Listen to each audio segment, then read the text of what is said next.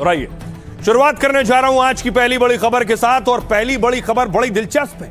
UP में भैंस को लेकर आखिर क्यों बवाल और लड़ाई हो रही है। योगी ने उठवाई भैंस और भड़क गया अखिलेश। पूरा बवाल क्या है उससे पहले देखिए, आज सीएम योगी आदित्यनाथ कांग्रेस के गढ़ रायबरेली में थे।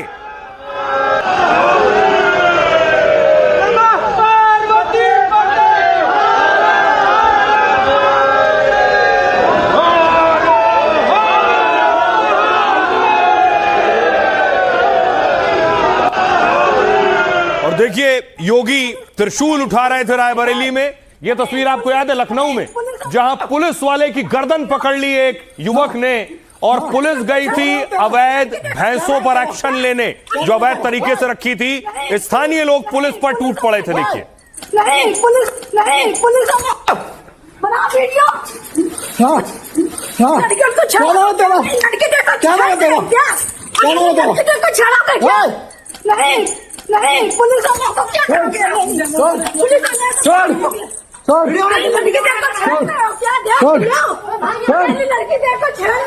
पुलिस वाले की गर्दन पकड़ी गई। उसके बाद क्या हुआ, यह तस्वीर आपको मैंने दिखाई कि 250 लगभग भैंसे पुलिस उठा ले गई, निगम कर्मचारी ले गए।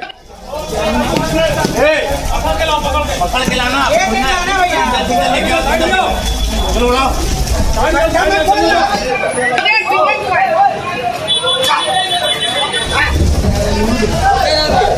उसके बाद देखिए निगम अपना वाहन लेकर आया और वाहन में एक एक भैंस को उठा कर ले गया।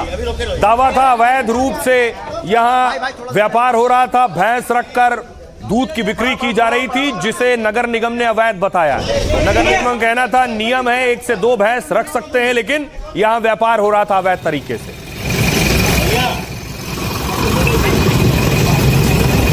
और उसके बाद देखिए ये जो भैंसे ले गए 250, उन भैंसों की नीलामी शुरू हुई। आज नीलामी हो रही थी, नीलामी में बवाल होने लगा।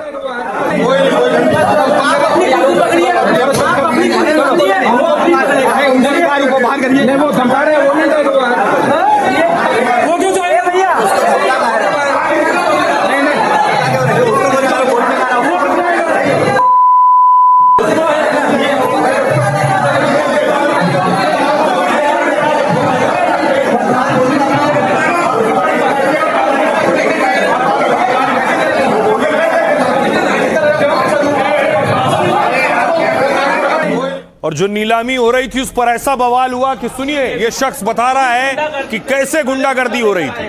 मार रहे हैं, भगा रहे, पेपर हाथ में देके दिखाई ना आपको, छीन लिए पेपर। उन्हें गुंडागर्दी चल रही है, सारे गुंडा लेकर आए, पूरे गुंडे लेकर आए। योगी जी से रिक्वेस्ट कर, गुंडे आए हैं यहाँ पे, किसी को पेपर नहीं लेने दे रहे। पेपर छीन ले, लाते मारने का ये देखो दूसरे मारे हैं, देखो लात मारी, पूरा लाते मार रहे हैं। कौन हो, क्या नाम है? हम रवि पांडे नाम है। न्यूज पेपर में देखा था, यहाँ पे आए थे हम, पेपर छीन लिया और लाते। अब देखिए इस पूरे बवाल में समाजवादी पार्टी की एंट्री हुई। आज भैंसों की नीलामी हो रही थी, तो समाजवादी पार्टी बड़ी संख्या में प्रदर्शन कर रही थी। भैंसों की नीलामी पर यह प्रदर्शन हो रहा था।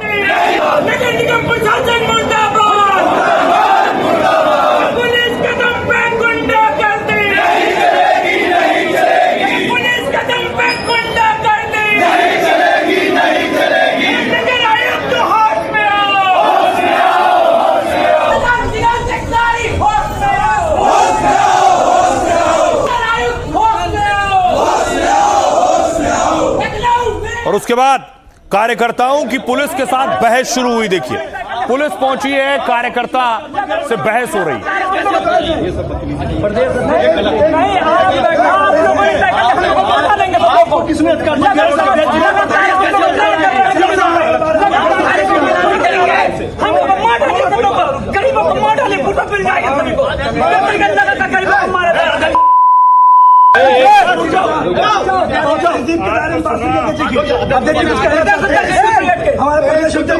हमारे प्रदेश में 3 घंटे से पशुपालक यहाँ पर धरना दे रहे हैं शांतिपूर्ण नगर निगम के कैंपस के अंदर, लेकिन उनकी बात को नहीं सुना जा रहा है। 3 घंटे तक कोई एक नगर निगम का अधिकारी कर्मचारी।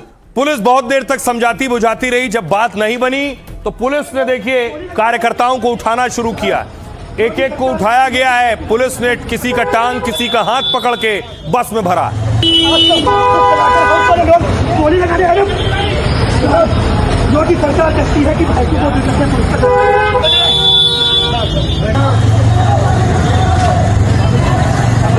को बैठो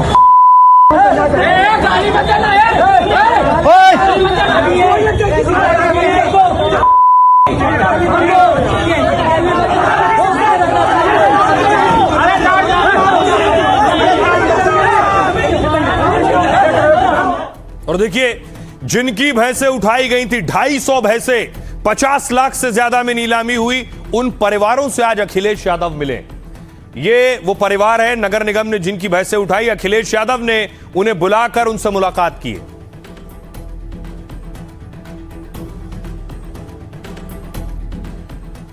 आइए अब आपको बताऊं कि आखिर भैंसों की नीलामी पर बवाल क्या हुआ और क्यों हुआ। लखनऊ में आज भैंसों की नीलामी के वक्त यह बवाल हुआ। नगर निगम में 241 भैंसों की नीलामी के लिए लाखों की बोली लगी। ये वही भैंसें हैं जिन्हें 6 दिन पहले छापेमारी में पकड़ा गया था। आज की नीलामी में एक एक भैंस का बेस प्राइस था 21,000 रुपए, यानी 21,000 की बोली से भैंसों की नीलामी शुरू हुई। दावा है सभी भैंसें 58,89,000 रुपए में नीलाम हुई। नीलाम हुए भैंसे किसी खास नस्ल की नहीं, सामान्य डेयरी भैंस हैं। अवैध डेयरी पर रेड करने के बाद इन्हें गौशाला में रखा गया था, लेकिन सपा और आजाद समाज पार्टी इस नीलामी का विरोध कर रही।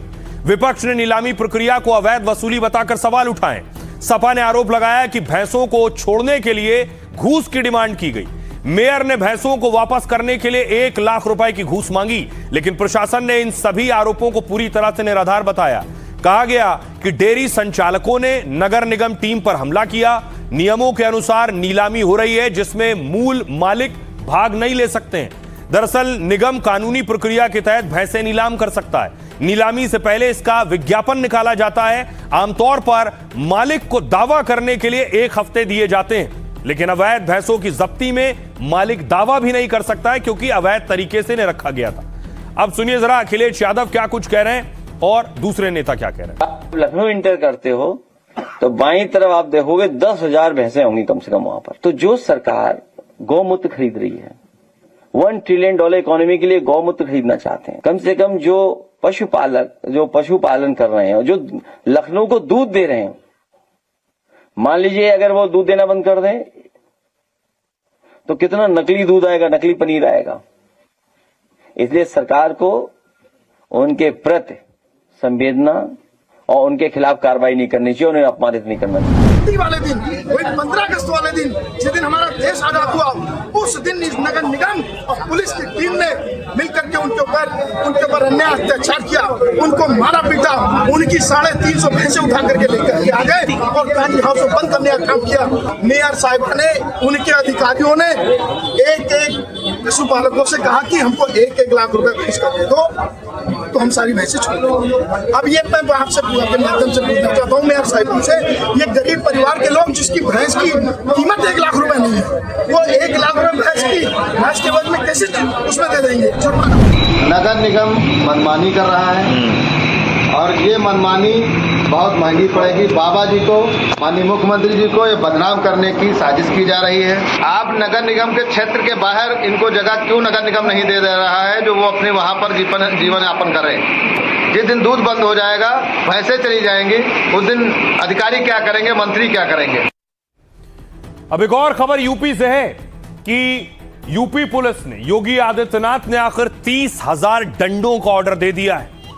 आखिर यूपी में सुरक्षा व्यवस्था और चुस्त दुरुस्त और टाइट होने वाली है और उपद्रव करने वाले, हंगामा करने वाले दंगाइयों के लिए यह 30,000 लाठी का ऑर्डर दिया गया है।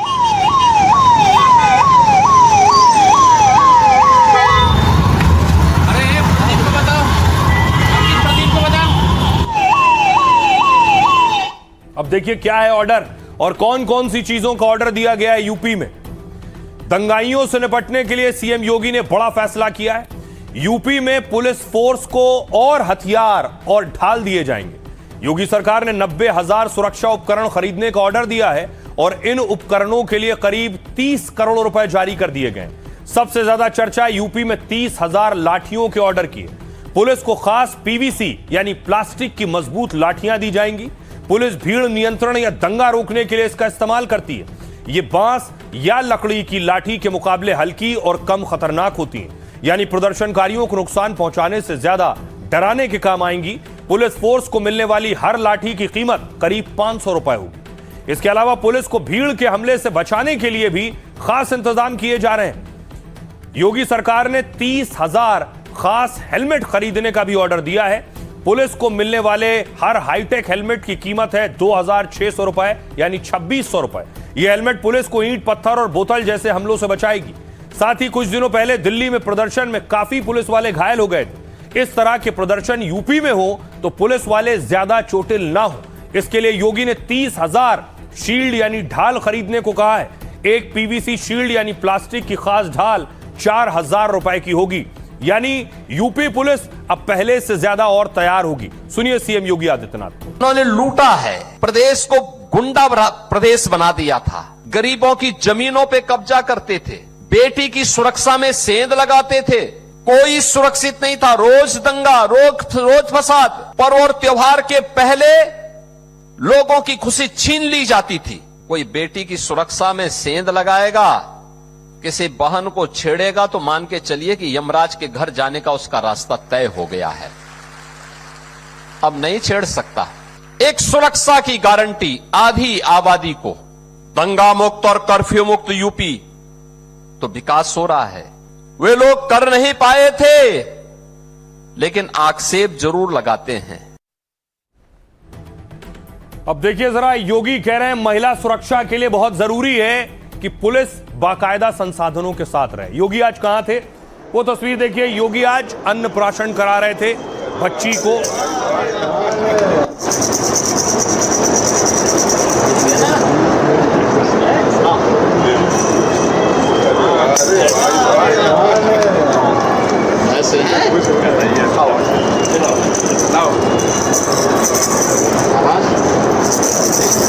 ठीक है, इसको खिलाइए।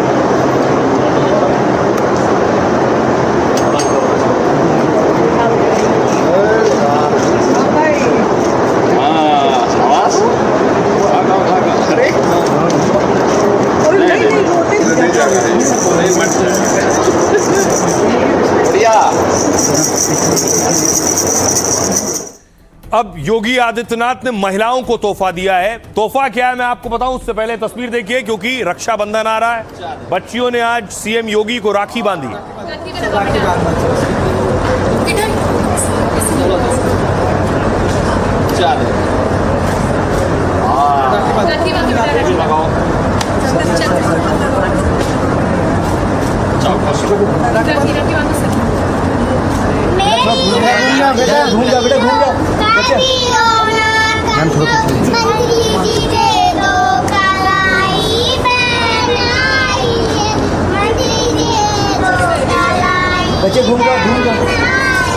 और रक्षाबंधन के मौके पर जो तोहफा दिया है महिलाओं को, उससे पहले सीएम योगी ने एक बैठक की और उन अधिकारियों के साथ बैठक की जिससे जमीनी स्तर पर उसे लागू किया जा सके।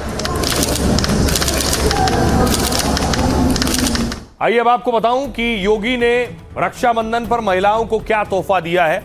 योगी ने जो तोहफा दिया है वो दरअसल, ये आप तस्वीर देख रहे हैं, यह है बस। महिलाओं को बस यात्रा फ्री। रक्षाबंधन पर सीएम योगी ने यूपी की महिलाओं को यह तोहफा दिया है। यूपी में 3 दिन तक महिलाएं बस में मुफ्त यात्रा कर सकेंगी। 27 से 29 अगस्त तक वो सरकारी बसों में फ्री सफर कर सकेंगी। यूपी में 900 से ज्यादा बसों में महिलाओं को सुविधा मिलेगी। महिला के साथ एक सहयोगी भी मुफ्त सफर कर सकता है, वो पुरुष भी हो सकता है। बेकाबू रफ्तार तो गिरेगी गाज। त्योहारों पर भीड़ को देखते हुए पेट्रोलिंग बढ़ाने को कहा है। शहरों और हाईवे और एक्सप्रेसवे पर कड़ी निगरानी करने को कहा है। ओवरलोडिंग, ओवर स्पीडिंग पर तुरंत एक्शन के निर्देश दिए हैं। बिना हेलमेट, बिना सीट बेल्ट के गाड़ी चलाने पर सख्ती बरतें। नोएडा के लिए खासतौर से धारा 163 लागू कर दी है। त्योहारों को लेकर कई शहरों में हाई अलर्ट घोषित है। नोएडा में 13 दिन के लिए बीएनएस की धारा 163 लागू है, यानी 5 या उससे ज्यादा लोग एक साथ जमा होने पर बैन है। जुलूस और प्रदर्शन के लिए पुलिस की अनुमति जरूरी होगी। नोएडा में पाबंदी और नियम 4 सितंबर तक लागू रहेंगे। इसी दौरान रक्षाबंधन, जन्माष्टमी और ईद ए मिलाद है और 30 अगस्त को नीट पीजी की परीक्षा भी होनी है। उससे पहले योगी ने तैयारी कर ली है और पुलिस को भी हिदायत दे दी है। सुनिए सीएम को।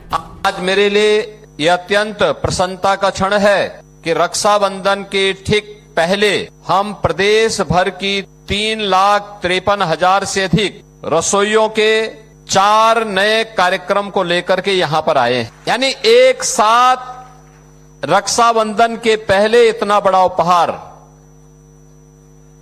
आज से 9 साल पहले रसोइयों को मात्र 1,000 रुपया मिलता था और वह भी कभी मिलता था कभी नहीं मिलता था। नोट करना, कभी मिलता था कभी नहीं मिलता था। आज तो प्रधानमंत्री मोदी जी ने देश भर में 55 करोड़ लोगों के लिए जनधन अकाउंट खोल दिया है। तो सीएम योगी त्योहारों की बात कर रहे थे, त्योहार पर पुलिस को दुरुस्त कर रहे थे, लेकिन त्योहारी सीजन में एक सियासी बवाल हो गया।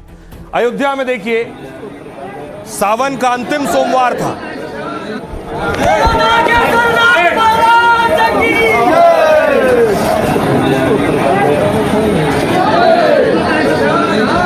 सावन का आखिरी सोमवार था और कांग्रेस के यूपी अध्यक्ष अजय राय आज पहुंचे अयोध्या हनुमानगढ़ी दर्शन करने के लिए।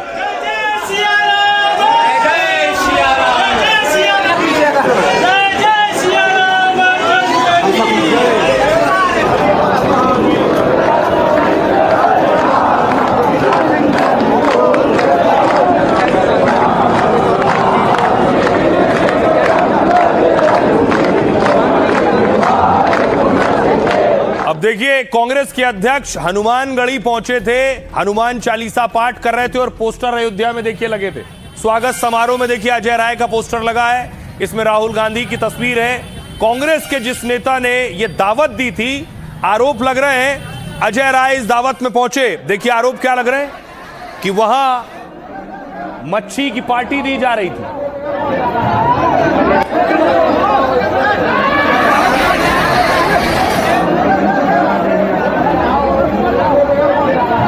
देख रहे हैं अजय राय इसी समारोह में पहुंचे थे, बीजेपी ने यह दावा किया। ये देख रहे हैं, ये मच्छी खाई गई उस समारोह में। ये रखी है मछली चावल की दावत थी।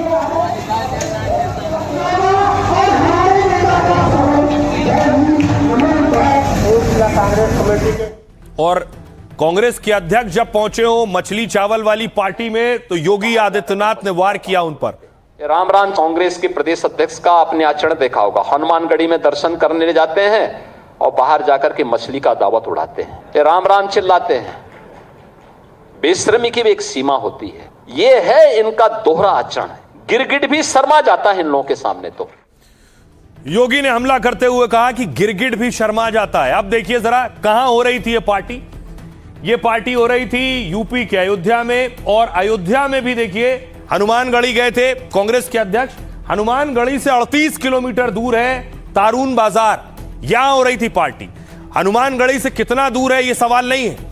बीजेपी और योगी इस मामले पर घेर रहे हैं कि सावन में मछली चावल वाली पार्टी में गए कांग्रेस के अध्यक्ष। अब देखिए सच क्या है। योगी आदित्यनाथ ने कहा कांग्रेस नेता सावन में मंदिर जाने का ढोंग कर रहे हैं। इनके प्रदेश अध्यक्ष हनुमानगढ़ी में दर्शन करने जाते हैं, फिर बाहर जाकर मछली भोज की दावत उड़ाते हैं और बाद में बेशर्मी से राम राम चिल्लाते हैं। इनका दोहरा चेहरा देखकर गिरगिट भी शर्मा जाता होगा। मनुष्य के रूप में यह हमारी कौन सी प्रजाति पैदा हो गई है? आपको किसने कहा था हनुमानगढ़ी जाने के लिए? मछली खानी थी तो अयोध्या के बाहर जाकर खा लेते। अजय राय ने इस पर सफाई दी। उन्होंने कहा मैंने वहां मछली नहीं खाई। झूठे आरोप लगाए जा रहे हैं। सीएम के पास कोई फोटो हो तो दिखा दें, मैं इस्तीफा देने को तैयार हूं। अयोध्या में कल निषाद समाज ने मुझे कार्यक्रम में बुलाया था। मैं जब भी अयोध्या जाता हूं पहले हनुमानगढ़ी के दर्शन करता हूं। मछली पालन, पकड़ना और खाना निषाद समाज की जीवन शैली है। मैं भी उनके मछली भोज कार्यक्रम में रहा और फिर लखनऊ आ गया। लेकिन बीजेपी झूठे आरोप लगाकर निषाद समाज का अपमान कर रही है। योगी के मंत्री संजय निषाद ने कहा लहसुन प्याज के बिना बनी हुई मछली तो शाकाहारी होती है। यही निषाद समाज का सिंबल है जिस पर हमें गर्व है। निषाद गरीब भले हैं लेकिन वफादार हैं, गद्दार नहीं। हम लोगों ने भगवान राम को नदी के पार उतारा था। हम लोग कांग्रेस के नेताओं की तरह नहीं हैं। जो मंदिर में राम राम करें और बाहर मछली की दावत उड़ाएं। कांग्रेस नेता पवन खेड़ा ने कहा अजय राय शाकाहारी हैं, अगर शाकाहारी नहीं भी होते तो मछली भात की दावत में क्या बुराई है। बीजेपी जानबूझकर मछली विवाद को तूल दे रही है, असली मुद्दों से जनता का ध्यान भटकाने की कोशिश है। क्या चंदा चोरी और पेपर लीक का मुद्दा भुलाया जा सकता है? राम निहाल निषाद जिन्होंने पार्टी दी थी, जो आयोजक थे, उन्होंने कहा संविधान में कहीं नहीं लिखा है कि सावन में मछली नहीं खाई जाती है, हम संविधान का पालन कर रहे हैं। ओपी राजभर ने कहा कांग्रेस के लोग धर्म को नहीं मानते हैं, धर्म के नाम पर ढोंग रचते हैं। कांग्रेस बताए कि उनकी मछली प्याज लहसुन वाली थी या फिर नहीं।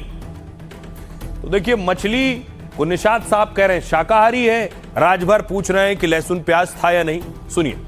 कल कांग्रेस के प्रदेश अध्यक्ष का आपने आचरण देखा होगा, हनुमानगढ़ी में दर्शन करने जाते हैं और बाहर जाकर के मछली का दावत उड़ाते हैं, ये राम राम चिल्लाते हैं। बेशर्मी की भी एक सीमा होती है। किसने कहा था फिर मंदिर जाने के लिए? अरे जो खाना था बाहर खा लेते, अयोध्या के बाहर खा लेते, लेकिन उनके कार्यालय में यह है इनका दोहरा आचरण।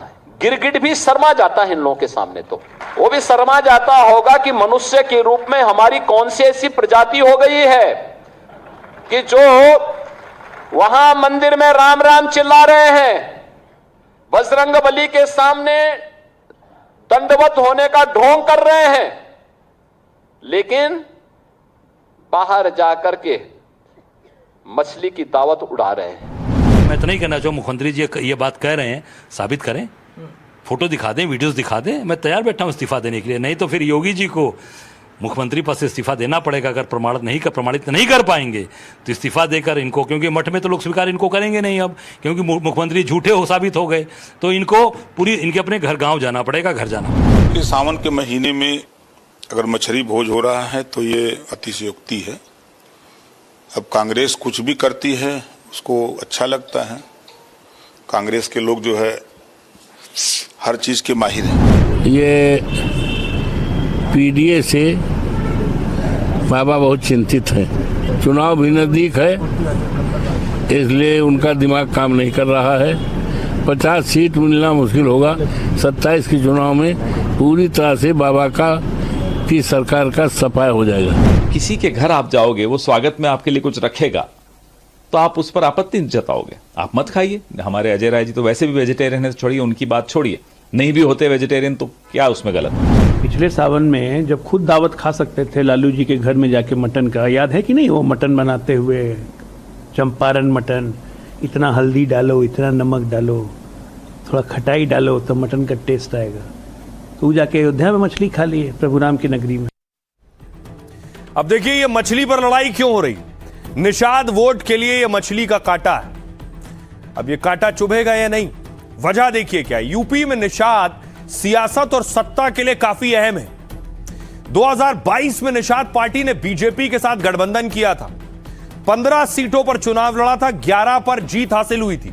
निषाद समुदाय के कुल वोटों का 63% बीजेपी और गठबंधन के पास गया। इस समुदाय में मल्लाह, केवट जैसी 20 उपजातियां आती हैं। यूपी में निषाद समुदाय की आबादी करीब 4.3 से 4.5% के आसपास है, लेकिन निषाद समुदाय अभी ओबीसी कैटेगरी में आता है और ओबीसी में निषाद से जुड़ी जातियों की हिस्सेदारी है 15%।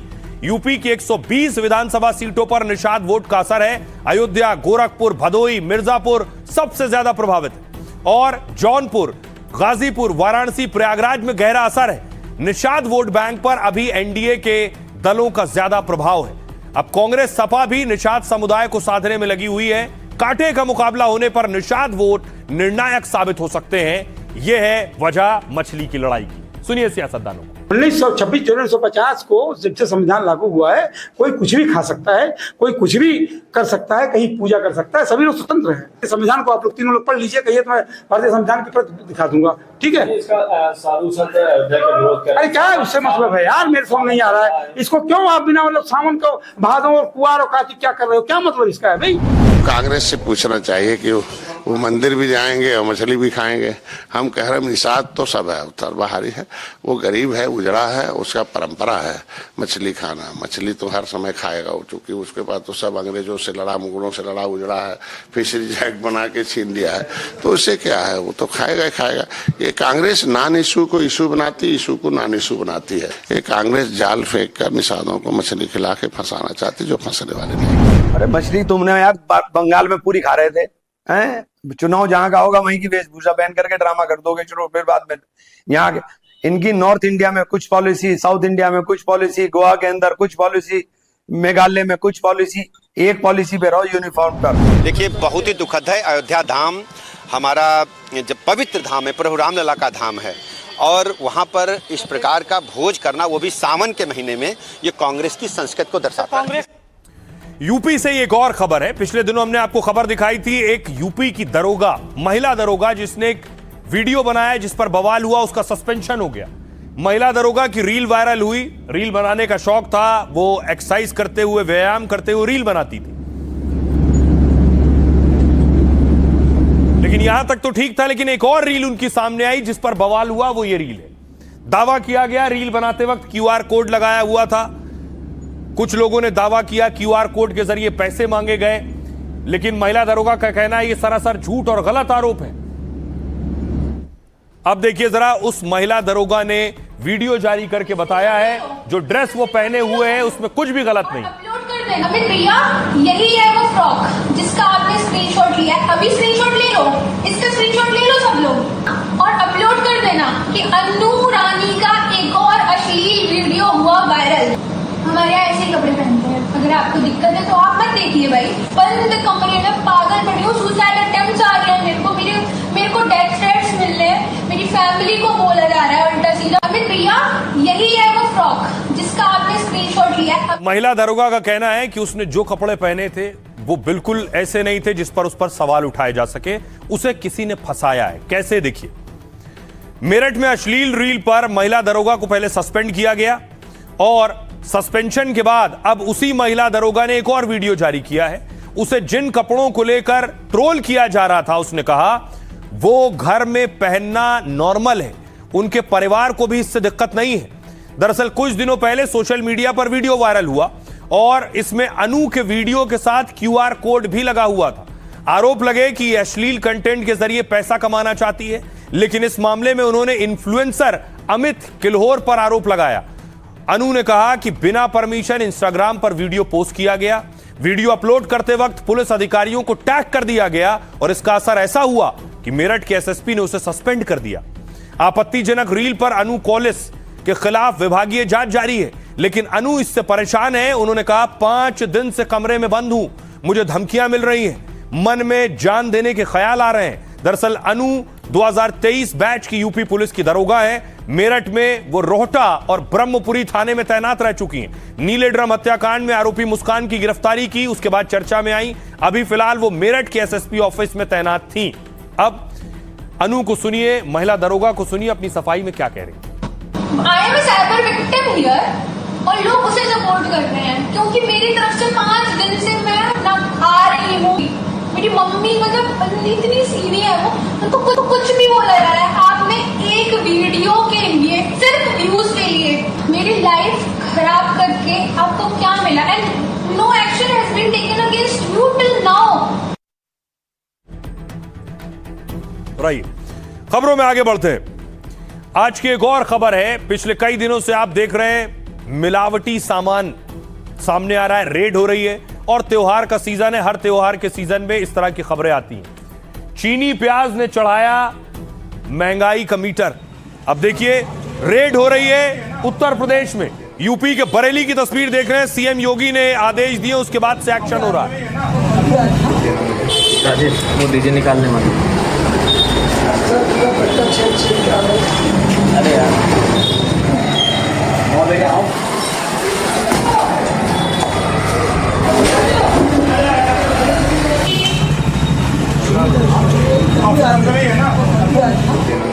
राजेश, वो डीजे निकालने वाले। अरे यार, अब देखिए जरा, बरेली के अलावा ये मेरठ की तस्वीर है। प्रशासन ने मावा जब्त किया है। ये वही मावा, इस तरह के मिलावटी मावे से मिठाई बना दी जाती है और त्योहारी सीजन में परोस दी जाती है।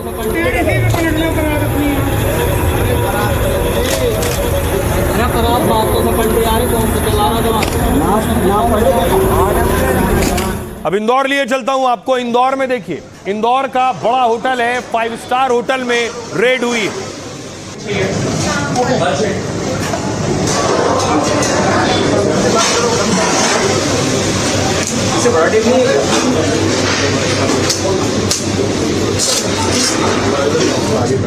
उसके बाद देखिए सील लगा दी है।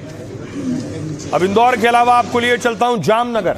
गुजरात के जामनगर में देखिए जरा, सैकड़ों लीटर दूध, नकली और खराब दूध जिसे बहाया गया है।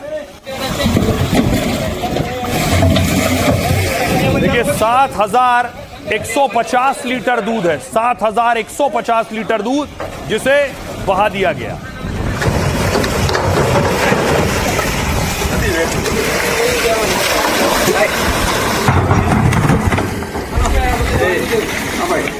अब देखिए इसी तरह रास्ते में मध्य प्रदेश में एक तेल का टैंकर जा रहा था, तेल का टैंकर पलट गया और तेल की लूट शुरू हो गई।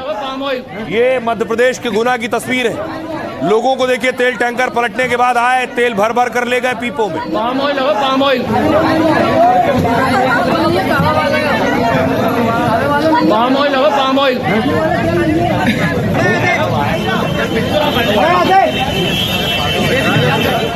अब देखिए हापुड़ से तस्वीर सामने आई। हापुड़ में, यूपी के हापुड़ में मिलावटी मावा पर एक्शन हुआ।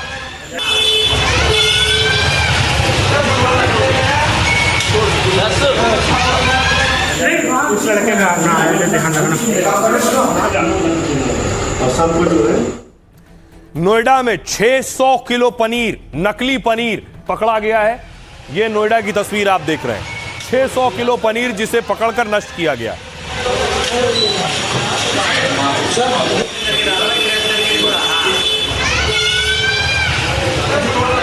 तो योगी ने सख्त ऑर्डर दे दिए, जो नकली बेच रहा है या फिर अवैध तरीके से जमाखोरी कर रहा है, उन सब पर एक्शन लिया जाएगा। इसकी शुरुआत चीनी से हुई। देखिए देश में पिछले कुछ दिनों से चीनी सबसे ज्यादा चर्चा में, क्योंकि त्योहारी सीजन में चीनी के दाम काफी बढ़ गए। ऐसे में शीर्ष चीनी उत्पादक राज्य में एक्शन शुरू हो गया है। यूपी में योगी सरकार जमाखोरी और कालाबाजारी रोक रही है, इसलिए योगी के निर्देश पर ताबड़तोड़ रेड हो रही है। बरेली में जिला आपूर्ति विभाग ने श्यामगंज मंडी में छापा मारा है। अचानक टीम के आने से मंडी व्यापारियों में हड़कंप मच गया है। अधिकारियों ने कई गोदामों में जाकर चीनी के स्टॉक की जांच की, क्योंकि थोक दुकानदारों के लिए चीनी स्टॉक की लिमिट तय है। यूपी में 4,000 क्विंटल से ज्यादा चीनी का स्टॉक नहीं रख सकेंगे। और इसी बीच इंडियन शुगर मिल्स एसोसिएशन का बयान आया है। इस्मा अध्यक्ष ने कहा है कि देश में चीनी की कोई कमी नहीं है। त्योहार में चीनी की मांग पूरा करने के लिए पर्याप्त स्टॉक है। अभी चीनी के दाम बढ़ने के पीछे बाजार में वास्तविक कमी नहीं, बल्कि मौसम की वजह से उत्पादन में जरूर कमी दर्ज हुई है। ऐसे में चीनी का स्टॉक किए जाने की वजह से रेट बढ़ गए। बाजार में सट्टेबाजी के लिए चीनी का ज्यादा स्टॉक हुआ है। 2025 से 26 में देश में चीनी उत्पादन 306 लाख टन रहने का अनुमान है, जबकि शुरुआती अनुमान 343 लाख टन था, यानी कमी दर्ज हुई है। इसके बावजूद सरकार कह रही है कि चीनी का स्टॉक बचा है। सितंबर 2026 के अंत तक 33 से 35 लाख टन स्टॉक बच सकता है, यानी ज्यादा स्टॉक है। घरेलू जरूरत पूरी करने के लिए पर्याप्त चीनी मौजूद है, क्योंकि भारत में सालाना चीनी की खपत 280 से 285 लाख टन है। हर महीने लगभग 23 से 25 लाख टन चीनी की खपत होती है। हालांकि रक्षाबंधन, दिवाली और शादियों के सीजन में मांग बढ़ती है, लेकिन सरकार का कहना है कि चीनी पर्याप्त है। सुनिए सियासतदानों। 25 लाख टन, 25 लाख टन के बराबर जो चीनी थी, उसका गन्ना जो है उसका शुगर केन डाइवर्ट कर दिया इथेनॉल प्रोडक्शन के लिए। इसीलिए चीनी के दाम पूरे देश में बढ़ गए हैं। 31 जुलाई को चीनी के दाम 45 रुपए किलो थे देश में, लेकिन अब 70 रुपए पार कर चुके हैं। एक महीने के अंदर 25 रुपए पर केजी चीनी के दाम बढ़ गए हैं। अब चीनी भी महंगी हो गई, मिलावटी पेट्रोल की वजह से भी लोग दुखी हैं, और कोई फॉरेन एक्सचेंज नहीं बच रहा। चीनी के दाम नेताजी बहुत तेजी से बढ़ गए हैं, कैसे देखते हैं? कोई दिक्कत नहीं, चीनी का दाम बढ़ने से किसानों को कोई परेशानी, कोई दिक्कत नहीं, चीनी का दाम बढ़ने से किसानों को कोई परेशानी। सरकार ने पिछले 4 से 6 हफ्तों में कुछ बहुत अच्छे कदम उठाए हैं।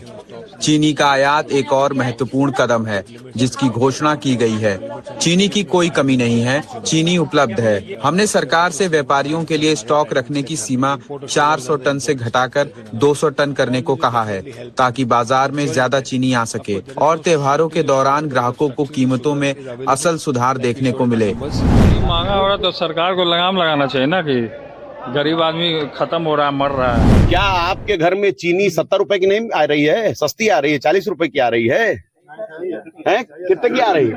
रक्षाबंधन से ठीक पहले चीनी का दाम बढ़ाकर 70 रुपया कर दिया। आप सोचिए मिठाइयाँ कितनी महंगी होंगी। जो भाई अपनी बहन के लिए मिठाई लेकर जाएगा, जो बहन अपने भाई के लिए मिठाई लेकर जाएगी, पूजा की थाली में जो मिठाई रखी जाएगी वो कितनी महंगी हो गई। इससे आम जनता की रोजमर्रा की जिंदगी पर असर पड़ रहा है साहब। अब देखिए जरा, बड़ी चीज ये है कि एक्शन तो हो रहा है, लेकिन चीनी के दाम बढ़ने से मिठाई के दाम भी बढ़ रहे हैं, लेकिन मावा भी नकली आ रहा है। देखिए एक तस्वीर आई हमीरपुर में, वहां पहुंची पुलिस और हलवाई से कह रही है अपनी बनाई हुई मिठाई खाओ, तो उसने हाथ जोड़ लिया, अपनी बनाई मिठाई खाने को तैयार नहीं। आप खा लो बुखार हो यार, आप खा लो बुखार हो यार, क्योंकि ऐसा करिए अपने हाथ से डाल दीजिए इसमें।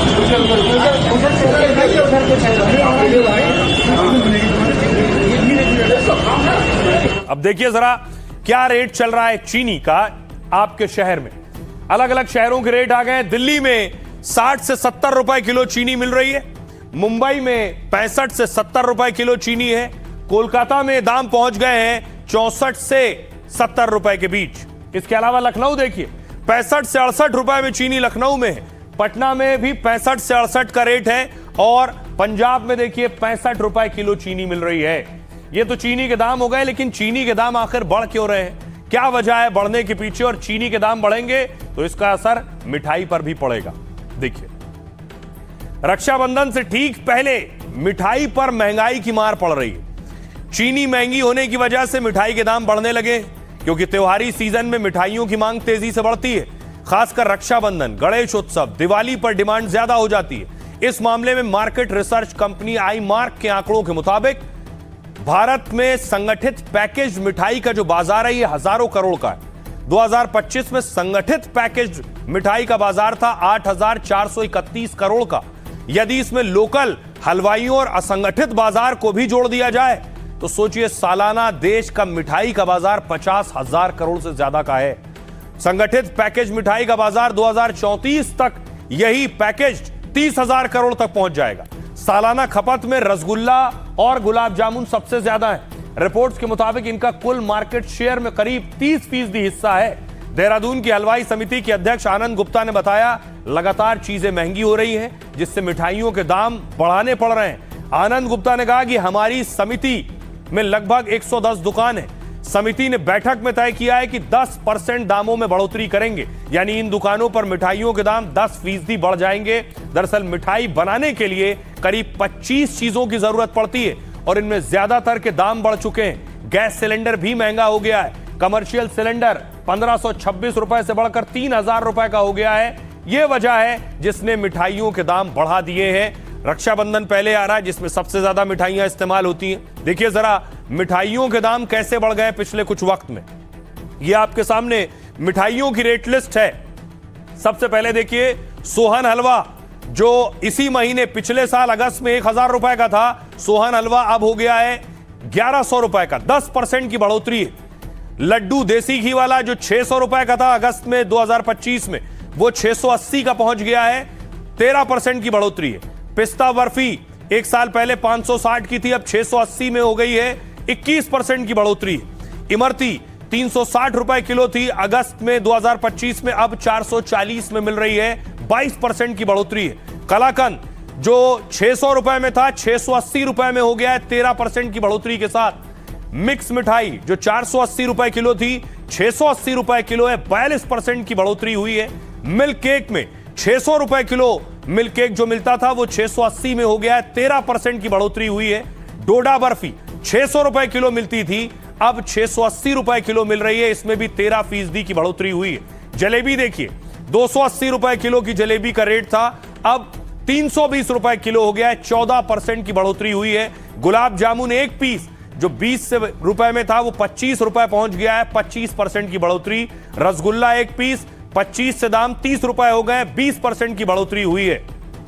अब इस बार रक्षाबंधन में ज्यादा पैसे खर्च करने पड़ सकते हैं। सुनिए जरा क्या कुछ कह रहे हैं हलवाई और मिठाई व्यापारी।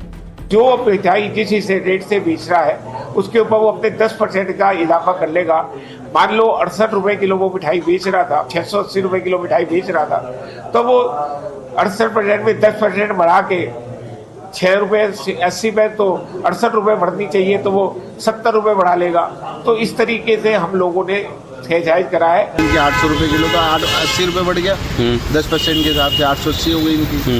तो सब 50 रुपए से और 80 रुपए किलो की तेजी आएगी। आपको लगता है कि रेट अभी कब तक ये आप बढ़ेंगे रेट? ये 2-4 दिन में बढ़ जाएंगे।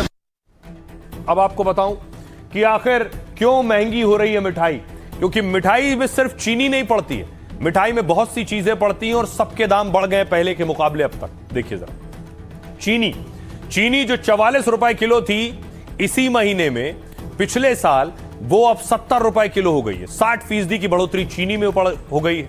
पिस्ता जो मिठाई में पड़ता है 1950 रुपए किलो था, अब 4,500 रुपए किलो हो गया पिस्ता, 130% की बढ़ोतरी। मूंग दाल अगस्त 2025 में 100 रुपए किलो था, अब अगस्त 2026 में 138 रुपए किलो बढ़ोतरी हुई, 38% की बढ़ोतरी। इलायची छोटी अगस्त 2025 में 2600 रुपए किलो थी, अब 2026 में 3200 रुपए किलो है, 23% की बढ़ोतरी हुई। वनस्पति घी 140 रुपए किलो था, अब 170 रुपए किलो हो गया, 21% की बढ़ोतरी हुई। देसी घी जो 620 रुपए किलो था वो अब 720 रुपए किलो हो गया, 16% की बढ़ोतरी। रिफाइंड तेल 137 रुपए किलो था, 165 रुपए किलो पहुंच गया है, 20% का इजाफा हुआ। आटा अगस्त 2025 में 32 रुपए किलो था, जो 35 रुपए किलो हुआ है, इसमें 9% की बढ़ोतरी। मैदा में जो 33 रुपए किलो मिल रहा था पिछले साल वो अब 35 रुपए किलो है, इसमें भी 6% की बढ़ोतरी। वहीं बेसन में जो 80 रुपए किलो था वो 85 रुपए किलो हो गया, 6% की बढ़ोतरी। किशमिश में 450 रुपए किलो जो किशमिश मिलती थी वो 480 में मिल रही है, 7% की बढ़ोतरी। ये संभावित दाम है। अब आपको बताऊं, बहुत से लोग ये दावा कर रहे हैं और खासतौर पे सियासतदान ये कह रहे हैं कि चीनी कम हो रही है। चीनी भारत दूसरे देशों से भी मंगा सकता है, उसमें ब्राजील टॉप पर है। देखिए कौन से देश है जहां चीनी का उत्पादन सबसे ज्यादा होता है। ब्राजील में सबसे ज्यादा दुनिया में चीनी उत्पादन ब्राजील में होता है, 4 करोड़ 38 लाख टन चीनी। दूसरे नंबर पर दुनिया में भारत आता है, 3 करोड़ टन चीनी का उत्पादन भारत में होता है। चीन में देखिए 1 करोड़ 26 लाख टन चीनी का उत्पादन चीन में होता है, तीसरे नंबर पर चीन है। थाईलैंड में 1 करोड़ 10 लाख टन चीनी का उत्पादन है। अमेरिका में 85 लाख टन चीनी का प्रोडक्शन होता है। सुनिए जरा, लोगों को सुनिए वो क्या कह रहे हैं। 4-5 दिन के अंदर ये चीनी का रेट बढ़ गया एकदम से, ऐसी तेज में महंगाई बढ़ रही है, आदमी क्या करेगा बताइए। ये तकरीबन हमारी भी उम्र 55 साल की हो गई है, कभी इतना रेट तेज नहीं हुआ। मेरे को 25 साल हो गए ट्रेड में आए हुए, मैंने नहीं देखी 25 साल में ये दाम। मैंने आज तक नहीं सुने थे चीनी के कि 65 रुपए का दाम या 60 रुपए का दाम, बट मैंने आज तक नहीं सुना था जो आज हो गया है। पहले जैसे 100 बोरी आती थी ना, तो अभी 10 बोरी आ रही है। कितना फर्क है? बहुत फर्क आ गया। अच्छा, दाम में कितना फर्क आया एक हफ्ते में? दाम हफ्ते के अंदर पहले 45 रुपए आ रहा था, अभी 70 रुपए है। सबकी जेब पे इफेक्ट पड़ रहा है और आगे त्योहार और थोड़े से महंगे हो जाएंगे। तो थोड़ा सा लोग सरप्राइज तो हैं इस चीज को लेके, क्योंकि इतना किसने सोचा नहीं था कि प्राइस में इतना हाइक आ जाए। हाँ, इतना दाम अब की बार पहली बार ही बढ़ा है जी। पहले कभी 1-2 रुपए बढ़ जाते थे, अब की बार तो लगभग 17। प्याज के दाम बढ़ रहे हैं, चीनी के दाम बढ़ रहे हैं तो मिठाई फीकी हो सकती है। प्याज के दाम बढ़ रहे हैं तो प्याज रुलाने वाली है क्या? कहां तक जाएंगे दाम, जरा देखिए। प्याज का रेट लिस्ट क्या है। दिल्ली में 65 रुपए किलो प्याज मिल रहा है इस वक्त, कोलकाता में 60 रुपए किलो पहुंच चुका है, चेन्नई में भी 60 रुपए किलो प्याज मिल रहा है, हापुड़ में 60 रुपए किलो प्याज पहुंच गया है, मुंबई में 58 रुपए किलो प्याज के दाम हो गए, गुवाहाटी में 58 रुपए किलो प्याज है, कोच्चि में 56 रुपए किलो प्याज है और पटना में 55 रुपए किलो प्याज मिल रहा है। नोएडा में दाम 55 रुपए किलो है प्याज के।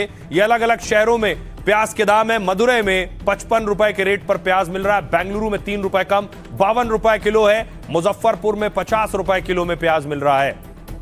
तो अलग अलग शहरों में प्याज के दाम भी बढ़ रहे हैं। इस सीजन में अमूमन प्याज के दाम बढ़ते हैं। भारत के 5 टॉप प्याज उत्पादक राज्य कौन कौन से? सबसे पहले देखिए, सबसे ज्यादा प्याज जहां होता है वो है महाराष्ट्र। महाराष्ट्र में 1,36,00,000 टन प्याज होता है और हिस्सेदारी देश में 44% महाराष्ट्र की है, यानी पहले नंबर पर महाराष्ट्र है। दूसरे नंबर पर प्याज उत्पादन में मध्य प्रदेश है। 44 लाख टन से ज्यादा प्याज होता है। 14.44% हिस्सेदारी प्याज की मध्य प्रदेश की है। कर्नाटक की देखिए, 26 लाख टन प्याज का प्रोडक्शन कर्नाटक में होता है। 8 से 9% हिस्सेदारी देश में कर्नाटक की है प्याज के प्रोडक्शन में। और गुजरात में 23 लाख टन उत्पादन होता है। 7 से 8% हिस्सेदारी गुजरात की है। और राजस्थान में 14 लाख टन प्याज का उत्पादन होता है। 4.5% हिस्सेदारी राजस्थान की है। तो अब प्याज हर मौसम में, इस मौसम में खास तौर पे लोगों को रुलाने आता है। सुनिए लोग क्या कह रहे हैं। 500 रुपया मेहनत कमा के लाएगा और मुझे 70 रुपये प्याज खरीदेगा, 100 रुपये चीनी खरीदेगा, वो कहां से उस परिवार को चला पाएगा? एक आदमी कमाने वाला, 4 आदमी खाने वाला, कहां से लाएगा वो पैसा? एकदम 25-30 रुपए से प्याज एक हफ्ते के अंदर 60 रुपए किलो तक पहुंच चुकी है जी। आप देख सकते हो, नहीं करेले बन पा रहे हैं ना कटहल बन पा रही है। ये सब आइटम प्याज की होती हैं। तो मैं सलाद में रोज चाहिए प्याज, तो आप समझ लीजिए अगर 20% 30% भी बढ़ता है तो उनके दैनिक, अगर किसी का परिवार का अगर पर डे का खर्च 300 रुपए है तो 30% यानी 90 रुपए पर रोज बढ़ गए। रहिए, खबरों में आगे बढ़ते हैं। एक दिलचस्प खबर आपको बताने जा रहा हूं। इस तरह की खबर शायद आप पहली बार देख रहे हो। एक भिखारी के घर से 30 बोरा कैश मिला है। 30 बोरा कैश। ये तस्वीर आप देख रहे हैं, कैश ही कैश आपको नजर आ रहा है। ये कैश भिखारी के घर से मिला है।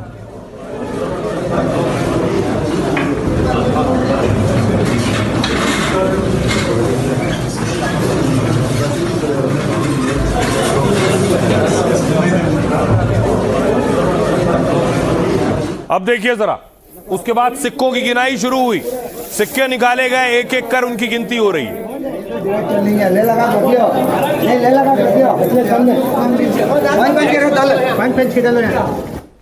अब आइए आपको बताऊं, एक भिखारी के घर से इतना पैसा कैसे मिला।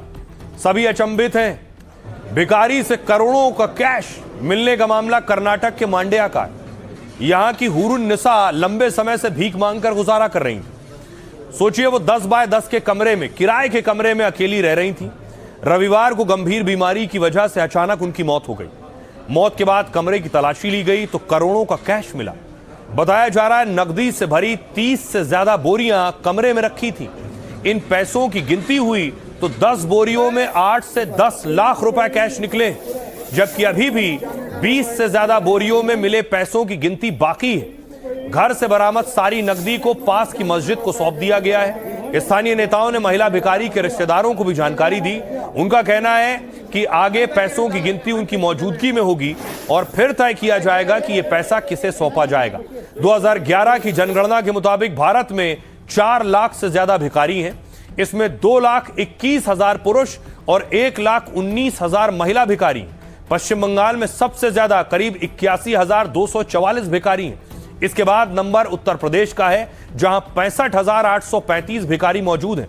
फिलहाल कर्नाटक में महिला भिखारी से मिले कैश की चर्चा पूरे देश में हो रही है। अब आपको बताऊं कि ये तो वो महिला जिसके पास से 20 बोरे मिले। अब देश में जो करोड़पति भिखारी हैं वो कौन कौन है, उनकी तस्वीर मैं आपको दिखा दूं। भरत जैन, मांगीलाल और पप्पू कुमार। इसमें कई वो भी हैं जो अब कहते हैं नहीं, वो तो भीख नहीं मांगते। लेकिन देखिए भीख मांगकर कितनी और कैसे कमाई की है इन लोगों ने, वो मैं आपको दिखाऊंगा। देखिए जरा कौन कौन उस लिस्ट में है। इन्हें दुनिया का सबसे अमीर भिखारी माना जाता है, जिन्हें आप देख रहे हैं इस वक्त। 54 साल के भरत 40 साल से भीख मांग रहे हैं और इनके पास 7.5 करोड़ की संपत्ति होने का दावा है। कहा जाता है कि मुंबई में वो 2 फ्लैट के मालिक हैं, जबकि ठाणे में 2 दुकानें हैं जिनसे किराया आता है। ये है मंगीलाल, इंदौर के चर्चित करोड़पति भिखारी और फाइनेंसर। वो इंदौर के मशहूर सर्राफा बाजार में 8 साल से भीख मांग रहे हैं। कहते हैं वो हर दिन 1000 से 2000 रुपए कमाकर ब्याज पर पैसा दे देते हैं। प्रशासन ने उनका रेस्क्यू किया, उन्हें निकाला तो संपत्ति का खुलासा हुआ। पता चला कि इनके पास 3 मंजिला मकान है, 3 घरों के मालिक हैं ये। इसके अलावा इनके पास 3 ऑटो हैं, 1 कार भी मौजूद है। एक और नाम, इन्होंने हादसे में पैर कटने के बाद पप्पू 8 साल से पटना में भीख मांग रहे हैं। दावा किया जाता है कि वो करीब 1 करोड़ 25 लाख की संपत्ति के मालिक हैं। पटना में पप्पू कुमार के पास 2 जगहों पर कीमती जमीन मौजूद है, जबकि उनका बेटा एक मशहूर इंग्लिश मीडियम स्कूल में पढ़ रहा है। हर दिन वो भीख मांगकर 700 से 1000 से ज्यादा कमा लेते हैं। अब आपको दिखाऊं, ये तो देश की बात हो गई। दुनिया में कौन सा मुल्क भिखारिस्तान है और भीख मांगने में आगे है? वो इकलौता देश है, नंबर 1 देश है पाकिस्तान। पाकिस्तानी अपने देश में भी भीख मांगते हैं और वीजा पासपोर्ट लेकर विदेशों में भी भीख मांगते हैं। एक बात सुनिए, कहां से आप? बेगैरत किस्म के लोग हैं ये। किधर भाग रही हो आप? किधर से हैं आप? मुझे बताएं आप कहां से हैं? आइए अब आपको बताऊं, दुनिया में नंबर 1 भिखारी पाकिस्तान आखिर कैसे बन गया। बहुत से मुल्क पाकिस्तान के भिखारियों से परेशान है, उसमें सऊदी अरब भी है। भिखारियों के मामले में दुनिया का नंबर 1 देश है पाकिस्तान। यहां करीब 3 करोड़ 80 लाख के आसपास भिखारी हैं, जो कि पाकिस्तान की कुल आबादी का करीब 16% है। भीख मांगना यहां 4 लाख करोड़ का कारोबार बन चुका है, जबकि पाकिस्तानी भिखारी दुनिया के लिए मुसीबत बन गए। सऊदी अरब, यूएई में पकड़े जाने वाले 90% भिखारी पाकिस्तानी हैं। 5 महीनों में खाड़ी देशों ने 22,000 पाकिस्तानियों को वापस भेजा है। यह दावा पाकिस्तानी मीडिया की एक रिपोर्ट में किया गया है। इन लोगों को भीख मांगने और अवैध घुसपैठ के कारण खाड़ी देशों से निकाला गया। पाकिस्तान से सबसे ज्यादा भिखारी सऊदी अरब भीख मांगने जाते हैं और ये लोग उम्रा, टूरिस्ट या वर्क वीजा से सऊदी अरब पहुंच जाते हैं और फिर वहां जाकर भीख मांगने के काम में शामिल हो जाते हैं। फिलहाल पाकिस्तान के भिखारी दुनिया की बड़ी मुसीबत बन गए हैं। आइए अब खबरों में आगे बढ़ते हैं, देश की बात करते हैं और लगातार बरसात से कैसे स्थिति खराब हो रही है। रिकॉर्ड बरसात और बारिश में पब्लिक परेशान। देखिए जरा हालात क्या है। ये तस्वीर देखिए, गाजियाबाद की तस्वीर है। एक पूरा ऑटो पानी में पलट गया। आराम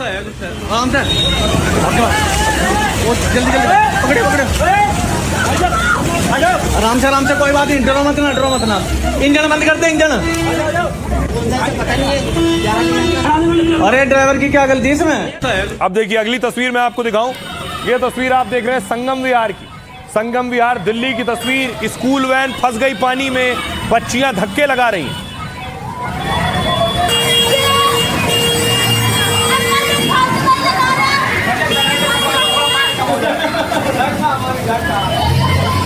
अब एक और तस्वीर आपको दिखाऊं, हृदय विदारक है। इस शख्स की बच्ची गिर गई थी, नाले में बच्चा बह गया और देखिए कचरे में ये शख्स अपने बच्चे को तलाश रहा है, कचरे में। देश की राजधानी दिल्ली की तस्वीर है ये।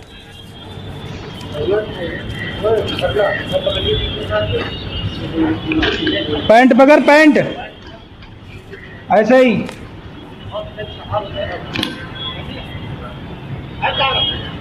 अब आपको तस्वीर दिखा रहा हूं मैं दिल्ली से सटे गुरुग्राम की। ये देखिए हाईटेक सिटी कहा जाता है गुरुग्राम। देखिए ऊपर गाड़ियां खड़ी हैं, नीचे बस पानी में फंसी हैं।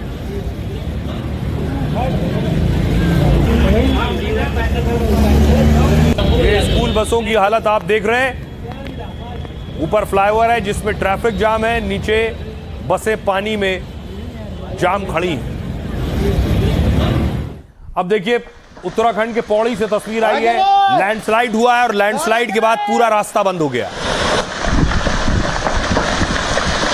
आगे रे, डाल आगे रे, ओए, ओ रब्बा, ओए,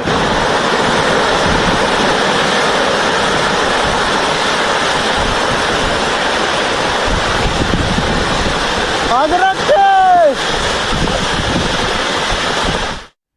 अब उसके बाद देखिए स्थिति है उत्तराखंड की तस्वीर मैं आपको दिखाऊं। एसडीआरएफ ने रेस्क्यू शुरू किया, बहुत से लोग नदी में फंस गए थे। उसके बाद देखिए लोगों को एक एक कर एसडीआरएफ की टीम हटाने और बचाने की कोशिश कर रही है।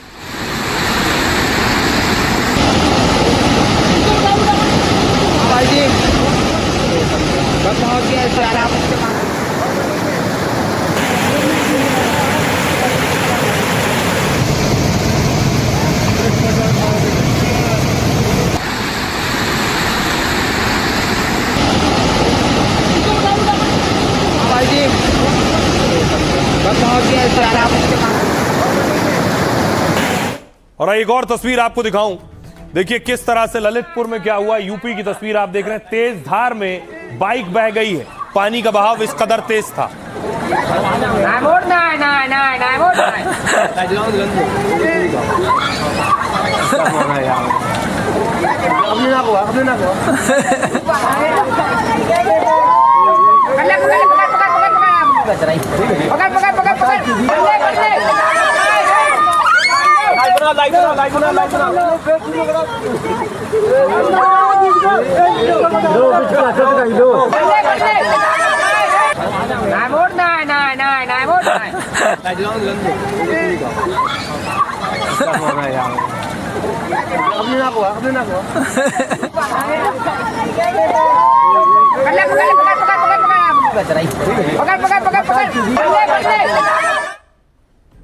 तो आप देख रहे थे बारिश के बाद बड़े बड़े शहरों के क्या हालात हो जाते हैं। आइए बारी है लाइफ का फंडा की।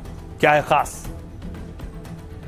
जिंदगी में सहनशीलता और धैर्य को सबसे बड़ी ताकत माना जाता है, लेकिन कब यह ताकत आपकी कमजोरी बन जाता है? आचार्य चाणक्य ने इसे लेकर बहुत अहम फंडा दिया। आचार्य चाणक्य ने कहा, धैर्यस्य सीमा संति यदि अतिक्रमति तरहि कायरता उच्यते। मतलब धैर्य की भी अपनी सीमाएं हैं। अगर यह जरूरत से ज्यादा हो जाए तो लोग कायरता समझने लगते हैं। जैसे खुद के या किसी के साथ अन्याय होते देखने पर भी शांति के नाम पर चुप रहेंगे तो वो कायरता होगी। इसी तरह कोई बार बार आपका अपमान करे और आप विवाद से बचने के नाम पर सहन करते रहें तो ये अपमान और अत्याचार को बढ़ावा देने जैसा होगा। जैसे महाभारत में कृष्ण भगवान ने शिशुपाल की 99 गालियां सहन की थी, लेकिन सवी गाली के बाद धैर्य नहीं एक्शन दिखाया और सुदर्शन चक्र से उसका वध कर दिया। अहम मौकों पर आलस या डर की वजह से चुप रहना धैर्य नहीं, मूर्खता है। जैसे आप किसी इमरजेंसी में फंस जाएं और मदद मांगने के बजाय चुप रहेंगे तो आपका ही नुकसान होगा।